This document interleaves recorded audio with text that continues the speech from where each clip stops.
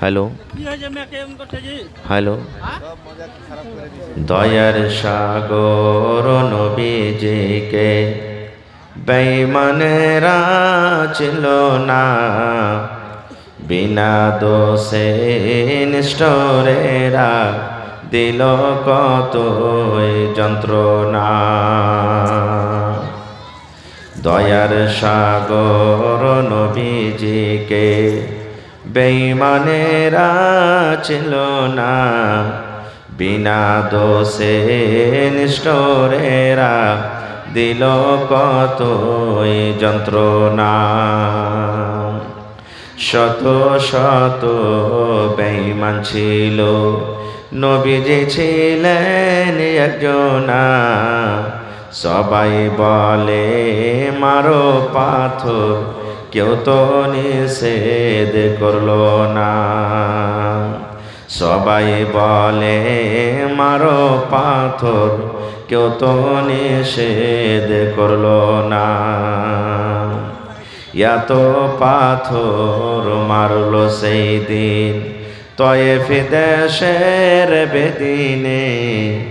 আঘাত খায়ে দয়ার নবীজি পড়েছিলেন জমিনে। এত পাথর মারলো সেই দিন তয়েফ দেশের বেদিনে। বেহুশ হইয়া দয়ার নবীজি পড়েছিলেন জমিনে। গায়ে যত কাপড় ছিল রঙিন হইল রক্ততে। গায়ে যত কাপড় ছিল রঙিন হইল রক্ততে। কত রক্ত জমেছিল দয়ার নবীর জুতাতে। কত রক্ত জমেছিল দয়ার নবীর জুতাতে। রক্ত দেখা দয়ার নবীজি, রক্ত দেখা দয়ার নবীজি দিলে কোনো পারোয়া করলেন না। দুঃখে দুঃখে দিন কাটালেন, সুখের চিন্তা করলেন না। দুঃখে দুঃখে দিন কাটালেন, সুখের চিন্তা করলেন না। হায়রে আল্লাহ হায়রে খোদা, কেমন করে কি করব দয়ার নবীর দিনের ওপর কেমন করে চলিব।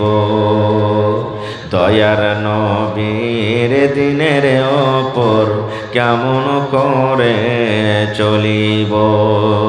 নারে তাকবীর।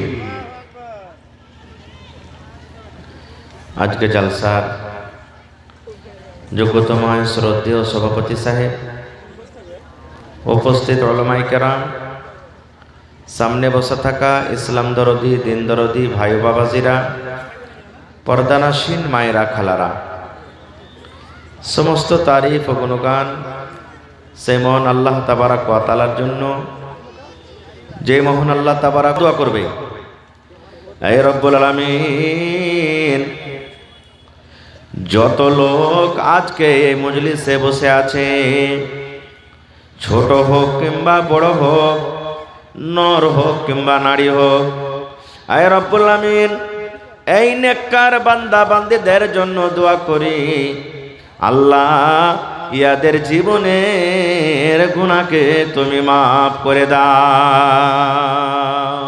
সুবহানাল্লাহ।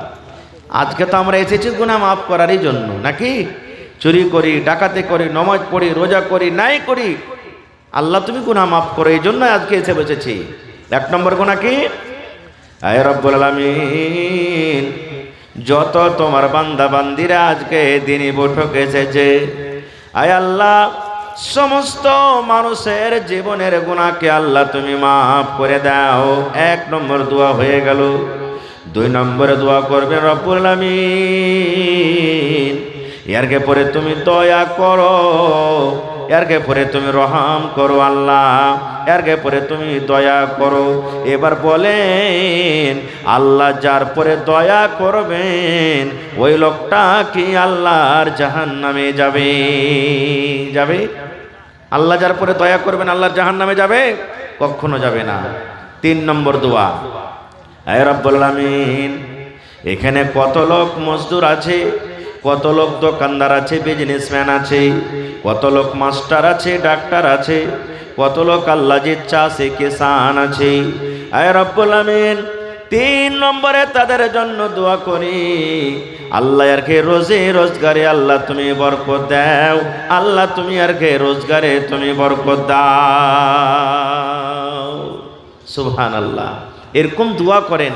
এবার আপনারা বলেন এই 3টা দোয়া যদি আমাদের নসিবে আল্লাহ যদি লিখে দেন আর যদি কবুল হয়ে যায়, আমরা পাইলি, তাহলে ভাই বলেন আমরা তো কামিয়াব হয়ে গেলাম। কিন্তু এই দোয়াটা পাবে না ওরা, কারা? যারা মজলিসে না এসে চায়ের দোকানে শুধু চা খায়, জিলাপির দোকানে শুধু জিলাপি খায়, রাস্তা পথে শুধু ঘোরাফেরা করে, কুটুমের বাড়িতে এসেছে শুধু কুটুমতালি করার জন্য, জালসার নিয়াতে এসেছে কিন্তু পেন্ডালের তলাতে না এসে এদিক ওদিকে সময়টা নষ্ট করে বাড়িতে চলে যায়, এরকম লোকেরা এই ধরনের দোয়া থেকে কিন্তু তারা মাহরুম হয়ে যায়। আর একটা মজার কথা শোনেন, এরকমভাবে যখন দোয়া করবে, তো একটা লোক ধরেন মজলিসের মধ্যে এমনই লোক আছে তার জন্য কিন্তু ফেরেশতারা দোয়া করেননি, বা আল্লাহ তাবারাক ওয়া তাআলা ওই লোকটাকেও মাফ করে দিলেন। কেমন লোকটা? এমনই লোক যে জালসা শোনার নিয়তে আসেনি। ধরেন এই রাস্তাতে হেঁটে যাচ্ছিল, যেতে যেতে যেতে ও সাইদপুর চক যাবে বা কারাঙ্কিয়া যাবে বা ভেরেলি যাবে, এখান থেকে হেঁটে চলে যায়।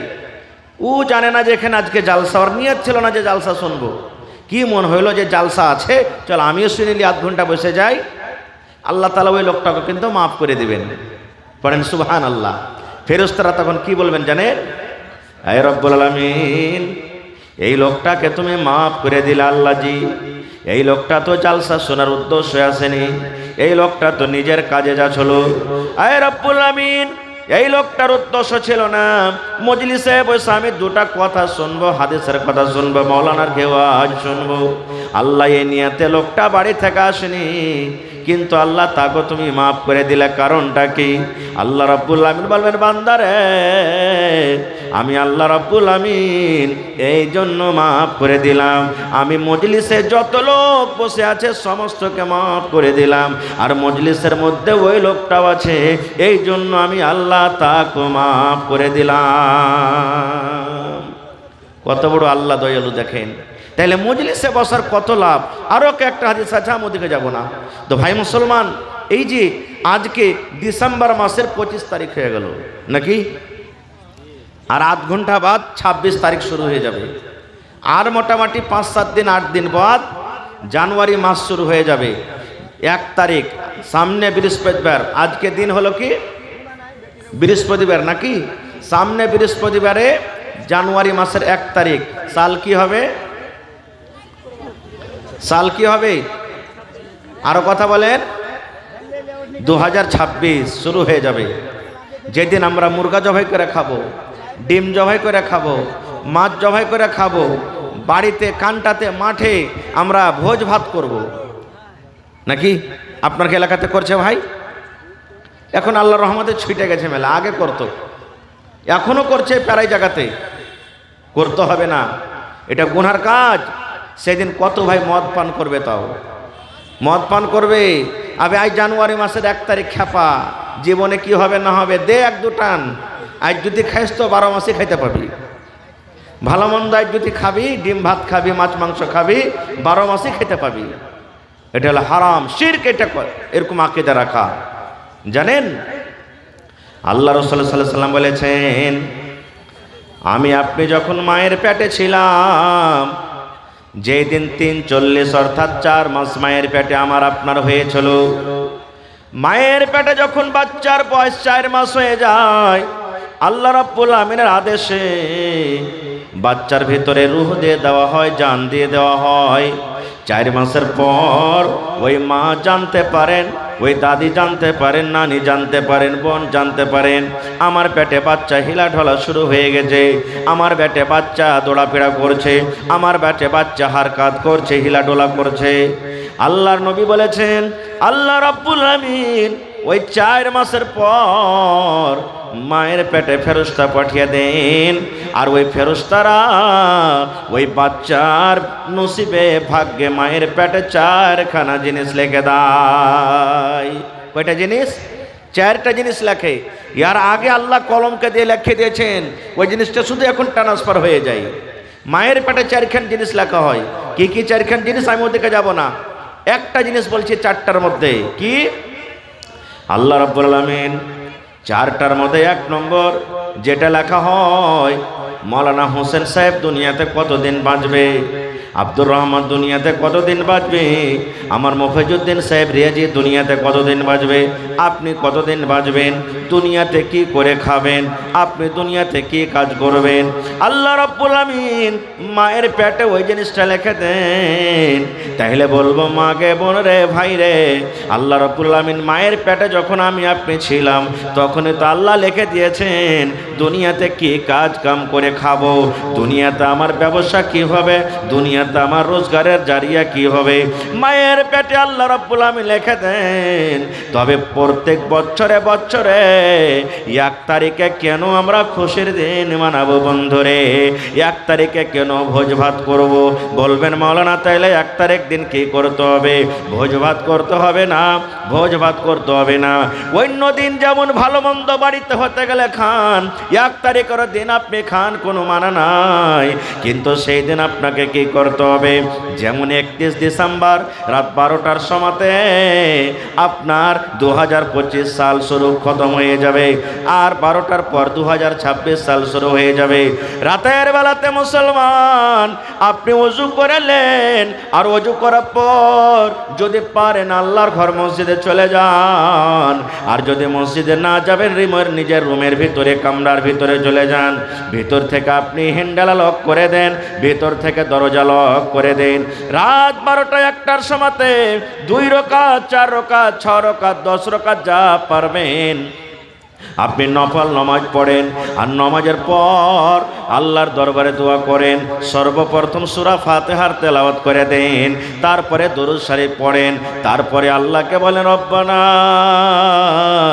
যালামনা আনফুসানা ওয়া ইল্লাম তাগফির লানা ওয়া তারহামনা লানাকুনান্না মিনাল খাসিরিন রব্বানা আতিনা ফিদ দুনিয়া হাসানা ওয়া ফিল আখিরাতি হাসানাতাও ওয়া কিনা আযাবান নার। এই করে করে দোয়া করেন। যদি বলেন মাওলানা আমি তো আরবি পড়িতে জানি না, আরবি দোয়া জানি না, নিজের ভাষাতে আল্লাহকে বলেন রব্বুল আলামিন আমার 2025 সাল শেষ হয়ে গেল, আল্লাহ আমি কতটি চগলখড়ি করেছি, কত মানুষের গীবত করেছি, কত জেনা ব্যভিচার করেছি, কত জায়েজ কাজ করেছি, কত নাজায়েজ করেছি, কত ওয়াক্ত নামাজ ছেড়েছি, কত মদ পান করেছি, কত মিথ্যা কথা বলেছি, কত মানুষের পরে জুলুম করেছি। আয় রব্বুল আমিন দুনিয়ার মানুষ যদি জানতে না পারে আল্লাহ তুমি জানো, আল্লাহ তুমি, তোমার নাম হলো গফফার।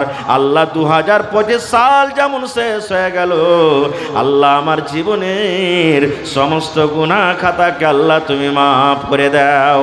আল্লাহ আমি তওবা করছি, আস্তাগফিরুল্লাহ ওয়া আতুবু ইলাই, আস্তাগফিরুল্লাহ ওয়া আতুবু ইলাই, আস্তাগফিরুল্লাহ ওয়া আতুবু ইলাই। আয় আল্লাহ 2026 সাল শুরু হয়ে গেল, আল্লাহ যেন আমার জীবনে কোনোদিন নামাজ না ছুটে, আমি কোনোদিন মিথ্যা কথা না বলি, আমি কোনো মানুষের পরে জুলুম না করি, আমি কোনোদিন আল্লাহ কোনো মানুষের জন্য গীবত না করি। এই করে করে আল্লাহ রাব্বুল আমিনের দরবারে দোয়া করেন। নারে তাকবীর। এই মতো কান্দা কাটা করে দোয়া করতে হবে, চাইতে হবে। হয়ে গেছে, আর এলান করিয়েন না, যার খাওয়ার দরকার আছে চলে যাবে। এক তো খায় এসছে, কত খাইবে? যদি কাহারি ভোগ থাকে ভাই তো যা খাইলেন আপনারা। তো ভাই আমার খার যা হোক, তো 2026 সাল শুরু হয়ে যাবে। আমরা সবাই জানি যে 2026 সালে প্রত্যেক বছরে যেটা সাল শুরু হয় ওর প্রথম নতুন মাস হলো জানুয়ারি মাস, নাকি? কিন্তু একটা কথা বলেন তো, এটা আরবি মাস তারিখ জায়গা দূরের কথা, কোন মাস চলছে আরবিতে?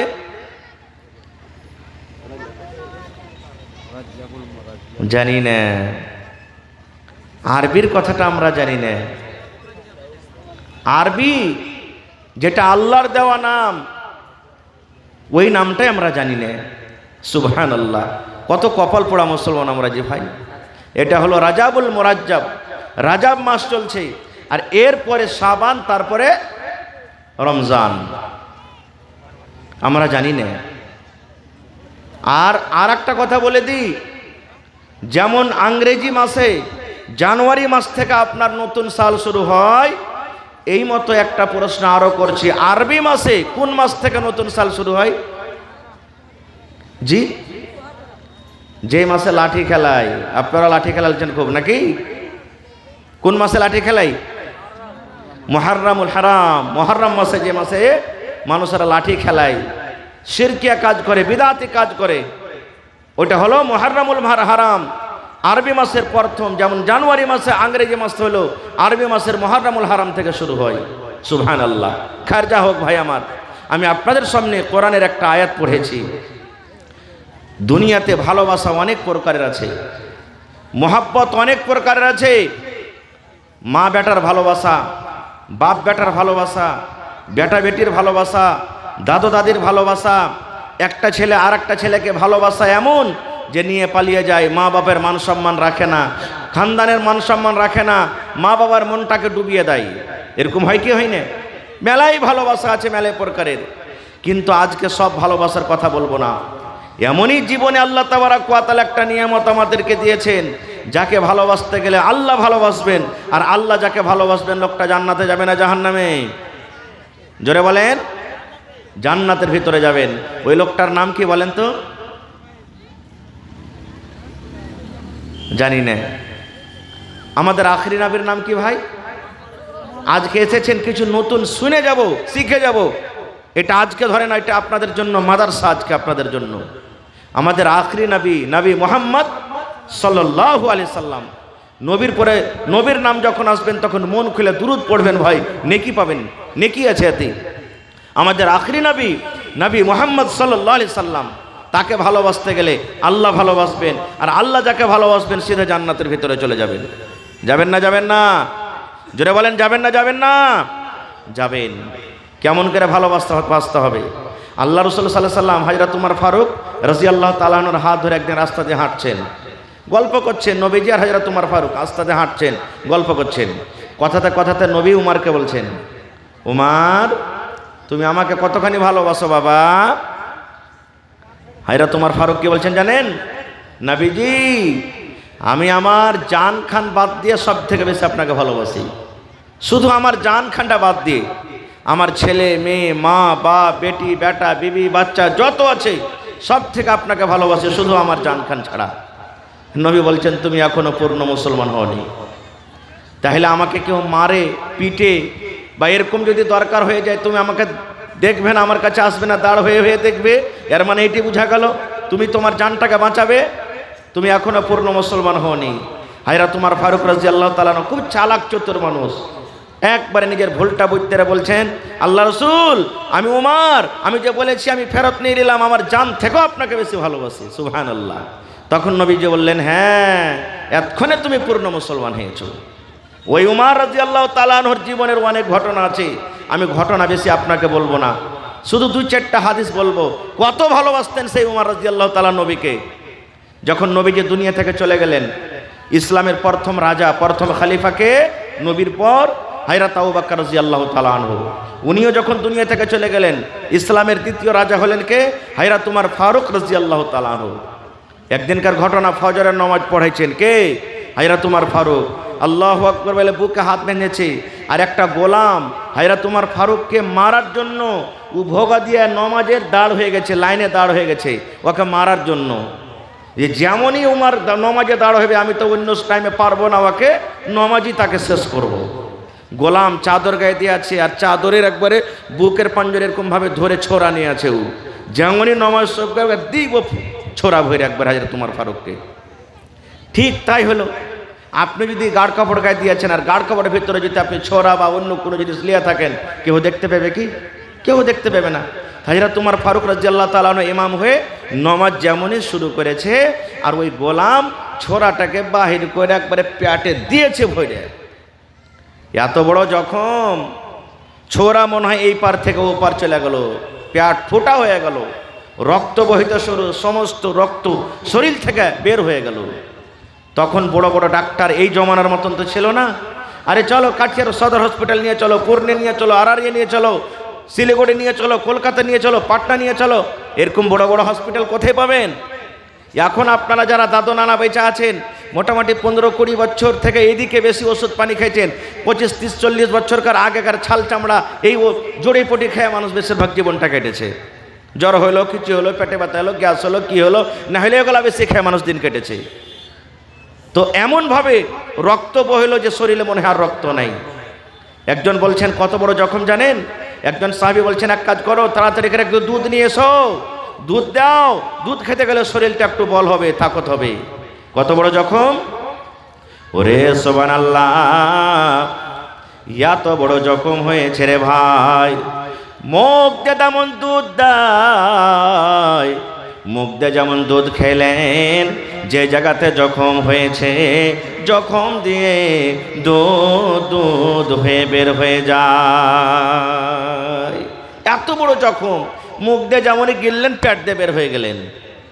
এলাকার মানুষ সব জেনে নিলেন আমিরুল মুমিনিনকে মার্ডার করে দেওয়া হয়েছে, আমাদের রাজাকে নমাজের হালাতে মার্ডার করে দেওয়া হয়েছে। দেখার জন্য সব লোকজন জড়ো হয়ে গেল, চলো রে চলো, আমাদের রাজাকে মার্ডার করে দেওয়া হয়েছে, আমাদের আমিরুল মুমিনিনকে মার্ডার করে দেওয়া হয়েছে, চলো চলো চলো আমরা দেখে আসি। সব লোকের কথা বলবো না, এই যত লোক দেখতে এলেন তাদের মধ্যে একজন নওজওয়ান, একজন যুবক, ও দেখে এসেছে। হযরত উমর ফারুককে দেখাশোনা করলেন, গল্প সল্প করে এবার বাড়ির দিকে যাইছেন, রওনা হয়েছেন। ধরেন এখান থেকে, এই আমার নানা বসে আছেন, ধরেন এখান থাক, বা এই যে প্রজেক্টর ক্যামেরা লাগাচ্ছে, তখনই যখন গেছেন হযরত উমর ফারুক দেখেন জমিনে পড়ে আছে। এত জখমের পরও ওই নওজওয়ানের দিকে আর কিন্তু নজর পড়ে গেছে। নজর পড়ে যাও কি বলছেন জানেন? ওরকম জখমের হালাতে, হায়রে নবীর দিওয়ানা, নবীর আশিক, নবীর প্রতি মোহাব্বত ভালোবাসাকে দেখেন। এবার ওই যুবককে ডাকছেন, আরে আল্লাহর বান্দা, তুমি আমার পাঞ্জরে এসো, তুমি আমার পাঞ্জরে এসো রে আল্লাহর বান্দা। এবার লোকটা এক পা দু পা করে এবার হযরত উমর রাদিয়াল্লাহু তাআলা আনহুর পাঞ্জরে দাঁড় হয়ে গেলেন। এবারে উমর বলছেন, তুমি কি কারণে এসেছো? সেই যুবক বলছেন, আমিরুল মুমিনিন, আপনাকে দেখার জন্য আমি এসেছি, আপনার সাথে সালাম কালাম করার জন্য আমি এসেছি। আমি শুনেছি আপনি জখম হয়ে গেছেন, আপনার পেটে ছোরা ভরে দেওয়া হয়েছে, এই জন্য আপনাকে আমি দেখতে এসেছি। এইবার হযরত উমর বলেন, আরে আল্লাহর বান্দা, উমরকে তুমি দেখতে এসেছো, উমর যদি মরে যায় দিনের কোনো ক্ষতি হবে না রে নওজওয়ান। উমর যদি দুনিয়া থেকে চলে যায় ইসলামের কোনো ক্ষতি হবে না, দিনের কোনো ক্ষতি হবে না, শরীয়তের কোনো ক্ষতি হবে না। কিন্তু নবীর যদি একটা ফরমানকে না মানা হয় অনেক অনেক ক্ষতি হয়ে যাবে। নওজওয়ান কথা শোনা পর বলছেন, আমিরুল মুমিনিন কি বলছেন? আপনি এই কথা আমাকে কেন বলছেন? আমি কি ভুল করেছি? হযরত উমর ফারুক আবার বলছেন, আল্লাহর বান্দারে, তুমি আমাকে দেখতে এসেছো, আমার নাম হলো উমর। যদি উমর মরে যায়, অর্থাৎ আমি দুনিয়া থেকে চলে যাই, দিনের কোনো ক্ষতি হবে না রে, নোকসান হবে না, হবে না। কিন্তু নবীর যদি একটা কথা না মানা হয় রে যুবক, তাহলে অনেক অনেক ক্ষতি হয়ে যাবে। লোকটা বলছেন, আমিরুল মুমিনিন, আমি বুঝতে পারলাম না, আপনি দয়া করে আপনি আমাকে খুলে বলেন। এবারে উমর ফারুক বলছেন, আল্লাহর বান্দা, ইরফা ইজারাক কিংবা ইরফা সাওবাক, তুমি লুঙ্গিটার দিকে দেখ রে নাদান, লুঙ্গিটা তুমি কেমন করে পরে আছো, পায়জামা তুমি কেমন করে পরে আছো। আল্লাহর নবী বলেছেন, টাকনা থেকে নিচে লুঙ্গি পায়জামা তোমাকে পরতে হবে না, টাকনা থেকে নিচে লুঙ্গি পায়জামা যদি তোমার চলে যায়, ওই জায়গাটা আল্লাহর জাহান্নামের ভিতরে চলে যাবে। এই নওজওয়ান, তোমার পায়ের দিকে তুমি একটু তাকিয়ে দেখো, তোমার লুঙ্গিটা কত নিচেতে আছে, তোমার পায়জামাটা কত নিচেতে আছে। আল্লাহর বান্দারে, তুমি লুঙ্গিটা একটু উঁচা করে পরো, যদি লুঙ্গিটা একটু উঁচা করে পরো, দিন বাঁচবে, নবীর কথার প্রতি আমল হবে, তুমি নেকি পেয়ে যাবে। আর যদি তুমি এরকম ভাবে কথা তুমি না মানো, নবীর কথাকে তুমি উল্লঙ্ঘন করো, তাহলে আমার মতো উমারকে দেখে তোমার কোনো লাভ হবে না। নারে তাকবীর, সুবহানাল্লাহ। মায়ের লোকের দিত না 21,000 টাকা দান হয়েছে, আর 2 করবেন। মাশাআল্লাহ মাশাআল্লাহ। দেখেন, আমি ওয়াজ শুরু করেছি, মা খালাদের পেন্ডাল থেকে 21,000 টাকা স্টেজে হাজির হয়ে গেছে। নারে তাকবীর, মাশাআল্লাহ, ধন্যবাদ। এলাকাতে যত জালসা করছি ভাই, মোটামুটি জালসা শেষের মধ্যে আছে। এই বছরে কয়েকটা জালসার বেচা আছে এলাকার মধ্যে। প্রত্যেক জালসাতে ভাইয়েরা যেমন দান করছেন, মা খালারাও মন খুলে খুলে দান করছে।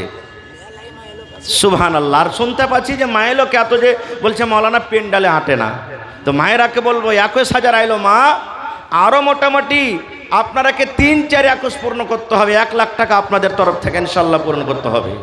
আমি পরে দোয়া করে দিচ্ছি আপনাদের জন্য ভাই আমার। তাহলে দেখেন, টাকনা থেকে নিচে লুঙ্গি পায়জামা কত ভাই আমরা পরছি, কত ভাই এমন আছে কি বলবে? যদি ওকে জিজ্ঞাসা করেন যে হারে ভাই এই লুঙ্গি পায়জামা প্যান্ট এত ভাই নিচে নিচে পরবে, কত ভাই এমন আছে যে ওর ফুল প্যান্ট যা আছে জুতার নিচে পর্যন্ত চলে যায়? আছে না নেই? কত ভাই লুঙ্গি যে পিনবে তো মনে হয় রাস্তাতে ঝেড় দিয়ে দিয়ে চলে যায়। এগুলা হাদিসের খেলাফ। নবীর প্রতি মহব্বত ভালোবাসা যদি থাকে তাহলে আজ থেকে এই আমলটাকে ত্যাগ করে দেন, আর টাকনা থেকে নিচে লুঙ্গি পায়জামা পরতে শিখেন। আর একটু আগে চলেন। আজকে নবীর কথার প্রতি আমাদের মহব্বত ভালোবাসা নাই। একটা মহিলার কথা আপনাদের সামনে বলছে, সুবহানাল্লাহ। এ মায়েরা খালারা, আল্লাহ নবীর জামানাতে নবী একদিন মজলিসে বসে আছেন, আর একজন কালো, দেখতে কালো মহিলা, ওর কাছে মির্গির বেমার আছে। কিসের বেমার আছে? মির্গি। মির্গির রোগ দেখেছেন আপনারা কোনো মানুষকে? আগুন পানি কিচ্ছু বুঝবে না, যখন বেমারিটা উঠবে কাঁপতে কাঁপতে কাঁপতে কাঁপতে একবারে দাঁত মুখ বন্ধ করে একবারে বেহুঁশে উল্টে পড়ে যাবে। এরকম হয় না? হয় না? যার কাছে মির্গির রোগ আছে দেখবেন। তো ওই মহিলার কাছে মির্গির রোগ ছিল, মির্গির ও পেশেন্ট, মির্গিওয়ালি মহিলা। নবী কেসা বলছেন, নবীর প্রতি কত তার মহব্বত আর ভালোবাসা, নবীর প্রতি কত মহব্বত আর ইয়াকিন ভরসা। দেখেন কি নবী কেসা বলছেন, কি জানেন? আল্লাহর নবী গো, আপনি হলেন একটা আল্লাহর নবী, আমি হলাম একজন মহিলা। আল্লাহর নবী গো, আল্লাহ রাব্বুল আমিন আমাকে মির্গির বেমার দিয়েছে নবী গো। আমি একটা মির্গিওয়ালি মহিলা, আগুন বুঝি না, পানি বুঝি না, মানুষ বুঝি না নবী গো। মাঝে মাঝে আমার বেমারটা উঠে যায়। আল্লাহর দরবারে একটু দোয়া করেন, আপনি হলেন আল্লাহর একজন নবী। যদি আল্লাহর দরবারে দোয়া করেন, হয়তো আল্লাহ আপনার দোয়াকে কবুল করবেন। নবী গো, একটু আপনি আমার জন্য দোয়া করেন, আল্লাহ যেন আমার মির্গির বেমারকে ভালো করে দেয়, আমার এই রোগটা দূর হয়ে যায়। একটু আল্লাহর দরবারে আপনি দোয়া করে দেন। মায়েরা খালার কার একটা কথা বলে দিই, আপনারাকে বলি, ভালো মন্দর মালিক কে ভাই? জোরে বলেন কে? আল্লাহ। চাইতে হবে কার কাছে? আল্লাহর কাছে। দিবেন কে? আল্লাহ। কোনো পীরের কাছে যেতে হবে না, যারা তাবিজ করে, ওঝাগুনির কাম করে, তাদের কাছে যেতে হবে না। যদি কোনো মা খালা করছেন তো ছেড়ে দেন, এটা খুব বড় গুনার কাম। নবীর প্রতি মোহাব্বত ভালোবাসা। দেখেন একজন মহিলা হয়েছি বলছে, নাবিজি আমার কাছে মির্গির রোগ আছে, একটু দোয়া করেন আল্লাহর কাছে, আল্লাহ যেন আমাকে ভালো করে দেয়। নাবিজি কি বললেন তাকে শোনেন। এবার নাবিজি আমার বললেন, হ্যাঁ আল্লাহর বান্দিরে, আল্লাহ রাব্বুল আমিন তোমাকে মির্গির রোগ দিয়েছে, তুমি মির্গিওয়ালি মহিলা। আল্লাহর বান্দিরে, তোমাকে আমি 2টা অপশন দিলাম, 2টা পয়েন্ট দিলাম, 2টা রাস্তা দিলাম। কি কি? আমি নবী, আমি দোয়া করব, হয়তো আমার দোয়া কবুল হবে, তুমি ভালো হয়ে যাইবা। তুমি দুনিয়াতে ভালো হয়ে থাকতে চাও, আমি এই জন্য দোয়া করব। আর না হলে তুমি সবর করবে। আল্লাহ তোমাকে মির্গির বেমার দিয়েছে, মির্গির রোগ দিয়েছে, তুমি সবর করো। আর সবর করার পর আল্লাহর জান্নাতে তুমি যেতে চাও। মহিলারা, সবর করে তুমি আল্লাহর জান্নাতে যেতে চাও, কিংবা আমি নবী তোমার জন্য দোয়া করব, তুমি হয়তো ভালো হয়ে যাইবা। বলো বলো কোনটা তুমি চাও? ভালো হইতে চাও কিংবা আল্লাহর জান্নাতে যেতে চাও? কোনটা তুমি চাও? ভালো হইতে চাও? আমি নবী দোয়া করব, হয়তো আল্লাহ তোমাকে ভালো করবে, তুমি ভালো হয়ে যাবে। আর না, তোমাকে আল্লাহ এই যে বেমারিটা দিয়েছে, সবর করে তুমি আল্লাহর জান্নাতে যাবে। কোনটা চাও বলো তো? আহা, হায়রে নবীর পড়তে মোহাব্বত, নবীর পরে কত মোহাব্বত, তার দয়া, কত ভালোবাসা। এবার সে মহিলা কি বলছেন জানেন? আল্লাহ নবী গো,